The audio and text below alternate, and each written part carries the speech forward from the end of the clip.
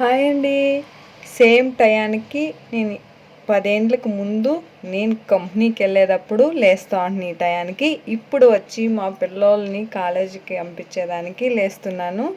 నేను వచ్చి ఎక్స్పోర్ట్ కంపెనీలో వర్క్ చేస్తున్నాను. ఎక్స్పోర్ట్ అంటే ఏంది అనుకుంటారండో, స్టిచ్చింగ్ది. ఇదే సేమ్ మన షాప్లో ఏం చేస్తున్నానో అదే కంపెనీలో అనేది చేస్తుంది. అది స్టిచ్చింగ్ది. కేమోహన్లో 8 ఏళ్ళు చేసింది. జాకీ కేమోహన్ అంటారు కదా, అవి పక్కలోనే ఉంటాయి. నేను బొమ్మనల్లి కేమోహన్లో చేసింది 8 ఏళ్ళ సర్వీసు.